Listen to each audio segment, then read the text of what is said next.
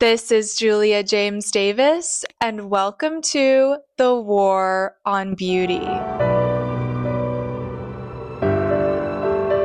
How did marriage go from once depicted as a fairy tale to a literal nightmare? Have you noticed how marriage in movies has gone from happy ever after to literally the worst thing a human being could endure? A slow march to eventual heartbreak and divorce? Almost every girl from a very young age dreams of getting married, finding Prince Charming, having a beautiful wedding, and a cute baby, and then living happily ever after. But now all of that has been changed. That has been demonized and replaced with the promotion of endless hookup culture and working as a corporate slave your entire life. Over the past few years, there has been a stark difference in the way that marriage has been presented to the American public. And along with that, marriage rates have completely fallen through the floor, and the amount of broken families are skyrocketing,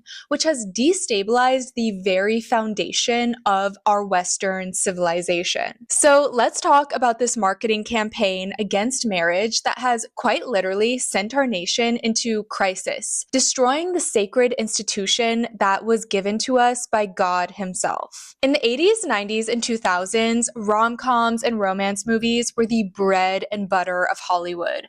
Think The Notebook, You've Got Mail, Father of the Bride, How to Lose a Guy in 10 Days, I could go on and on. For example, between 2004 and 2010, Hollywood consistently released between 15 and 25 new romance films every year. But between 2011 and 2023, there were less than 15 romance movies released every year, and it usually was even lower than that, below 10. As quoted in a Business Insider article, a story analyst and script consultant at Universal Pictures said, "The golden era of a romantic comedy coming out every week, we're done with that. But the romantic comedy genre will never die because whether it's lesbian lovers, a threesome, or a girlfriend in a coma, we're still interested in seeing those stories.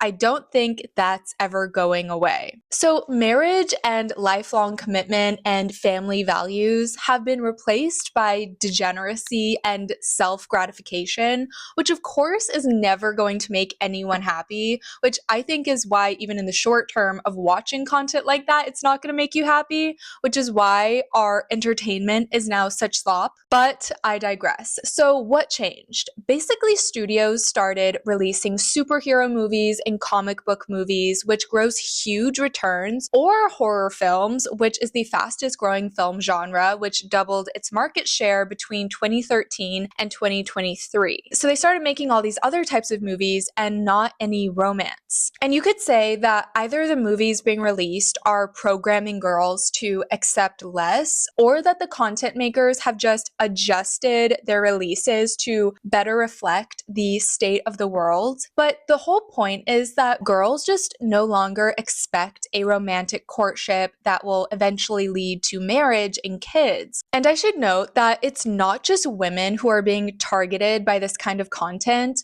but men as well, who are being targeted with the pretty much same narrative by online red pill influencers who tell them that marriage must be avoided for financial reasons, that ultimately a woman just wants you for your money, and when you inevitably get divorced, she's going to take you to the cleaners. The current state of affairs is not only so sad, but it genuinely outrages me so much because women and girls have accepted this reality that this is just the way that it is because we're constantly being programmed from the feminist movement and from our media that this is what life is. This is what true freedom and true happiness is.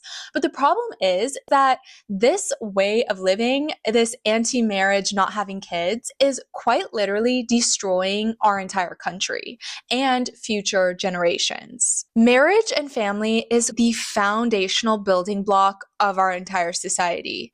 It's not just for fun to have a beautiful wedding celebration or a nice dress, but it's quite literally a sacred institution, and without it, our future is over.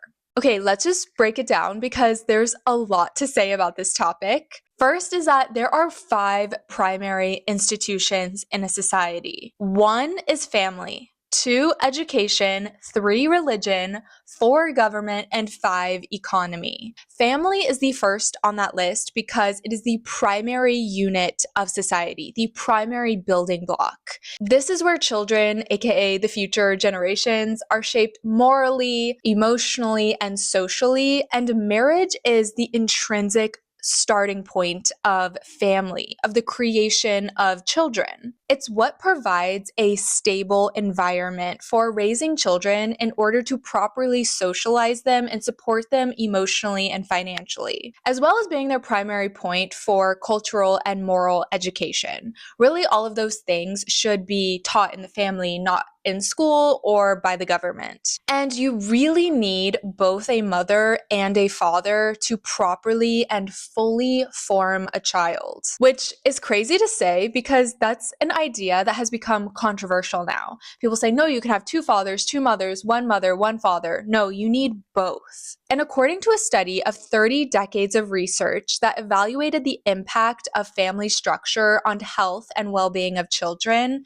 it showed that children living with married biological parents have consistently better physical, emotional, and academic outcomes. While on the other hand, according to the NIH, children of divorced or separated parents are more likely to experience problems with academics, substance use, and are more likely to engage in risky sexual behavior, live in poverty, and, importantly, in the future experience their own family instability. And the thing is, people are just deciding to get married less and less, while those who are already married are getting divorced more and more, or choosing to have kids outside of wedlock altogether, which also is really bad because it ends in a higher rate of separation and leads to similar outcomes as a child of divorced parents. If you break down that primary institution of society, from there, religion, government, and education and economy fails. And this is just simply evidenced in the fact that while we have the highest levels of divorce, so too is atheism growing. We have the worst economy ever with almost $37 trillion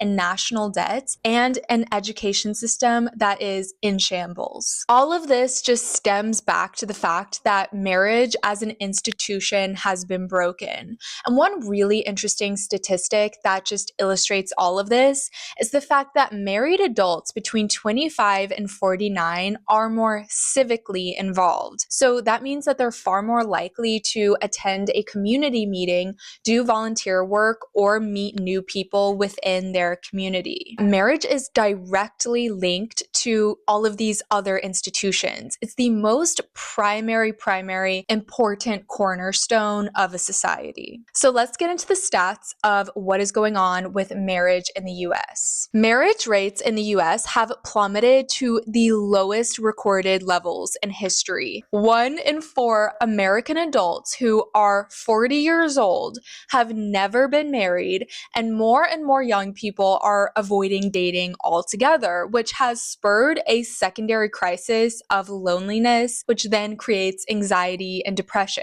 But you can just start to see how all of this goes back to family. So many of our crises in America could be solved if we just championed families and marriage. But I digress again. Out of those who do get married, they are more likely to end up divorced, with the current divorce rate in the United States standing at between 40 and 50% for first marriages. And as of 2017, 25% of US parents were unmarried, with most of the share of those people being single moms or moms cohabitating with a different partner. And why are people not getting married anymore? It's simply because it is not championed in our society or in our culture at all. It's seen as more of a death sentence to your personal freedom rather than a next level achievement in your life. For example, according to a Pew study, among adults ages 18 to 34, only 20% of them said that being married is important in order to have a fulfilling life. Similarly, only 22% said that having children was important to have a fulfilling life. Compare that to 68% of them said that having a career was important in having a fulfilling life. So the priorities now are shifted away from having family and more towards having a career and having friends. And it's women especially who no longer want to get married or have families, as many women have now come to this conclusion that marriage benefits men more than it benefits women. And I personally found the following statistic kind of mind-blowing. Women now desire children less than men. A study found that less than half of young women ages 18 to 34 without children said that they want to have kids in the future. But compare that rate to young men, where 6 in 10 of childless young men want to have kids in the future. Our natural inclinations, especially as women, is just to have children. Like growing up, we play with baby dolls, we love babies, and we play with Barbie and Ken. So our natural inclinations towards that are being totally messed up. And children and marriage really go hand in hand. There's been this huge effort recently to decouple those two things, but you get married in order to have children. And because of the shifting attitudes towards that, the share of births occurring outside of marriage is rising. For example, in 1960, only 5% of births occurred outside of marriage, while in the mid-2000s, this number rose to 40%. And statistically, having kids outside of wedlock is just a much more unstable way to have a relationship and have kids. For example, one estimate says that while 20% of US children born to a married couple would have their parents break up by the time they're 9, more than 50% born to a cohabitating couple who's not married will have experienced their parents break up by the same age. So when you're not married, you're just much more likely to break up, even if you have a kid. And on top of it all, women are just delaying having kids to much later in life. The new median age of birth has hit 30 years old compared to the previous generations where it was more around early 20s that women were having kids. And the problem with all of this is that it just negatively impacts kids. And kids are our future. They are what the future of our society is going to be. And it's created this cycle where kids are brought up in homes where a strong, stable parent mother-father relationship is just not modeled. Plus, on top of it all the anti-marriage media programming that we receive. All of these conditions together, why would someone desire to get married? They wouldn't. And there is a final reason why all of this matters so much, and that is the spiritual reasons. In the Catholic Church, marriage is extremely important. Matrimony is one of the 7 sacraments given to us by the Church because marriage was quite literally divinely instituted by God Himself. God gave Adam and Eve marriage in the Garden of Eden, and notably, the first miracle performed by Christ was at the wedding at Cana, where He transformed water into wine. Marriage is a reflection of God's covenant with man, and the ultimate purpose of it is to generate love in order to produce more life. It's all very intentional. Like, you get married in a church for a reason, saying the vows to death do us part. Because of this, the Catholics don't believe in divorce. They see it as a lifelong commitment and permanent bond between two people. And I think that's a really more logical way to look at marriage, especially when there's children involved. And I think that the current state of marriage and family life in the US is just a reflection of the spiritual brokenness of our society. By returning to God and to Christ and ultimately to the Catholic Church and religion, all of these crises would be solved so quickly because so much importance and value is placed on family life in the Catholic Church. And like I said, that is the cornerstone of our society. So if you can fix that one thing, then you can fix all of the other problems. So in conclusion, I truly believe that deep down, all women want that fairy tale of getting married and having kids. They don't don't want to be an independent woman who doesn't need a man. Very interestingly, because of the rarity of marriage now and the prevalence of divorce in our secular society, marriage has actually become somewhat of an aspirational luxury thing. There has been this noticeable trend toward traditionalism online with, of course, the phenomenon of trad wife content and like the stay-at-home moms who go to Pilates after dropping their kids off to kindergarten. So weirdly, marriage has become the sort of luxury aspirational thing, especially if you're doing it very young, instead of something that all women and men should be able to do in their life. And of course, this goes back to the fact that the cost of living is absolutely astronomical. For example, of course, since marriage is tied to having children, and the amount that it costs to raise a child now has actually gone up 32% since 2019. So now it's come to the point where you have to be wealthy in order to get married and have kids. But of course, it shouldn't be this way. It shouldn't be that the only option is to work to support yourself and delay having kids because everything is so expensive. But as we reach that logical conclusion of not having kids, not getting married, being a feminist, and it's all turned out to be very ugly and undesirable and unfulfilling, there is going to be a pendulum swing back to conservatism, back to tradition, and people will start getting married again. One of the key ways that we can counteract the war on beauty is by restoring the family unit. And of course, doing that through returning to the Catholic Church, who has the most perfect teachings on family life and on marriage. So thank you so much for watching. I think that this one was a long one, but thank you for bearing with me till the end. I hope that you please like, comment, and subscribe so that you don't miss out on any future videos, and I'll see you in the next one.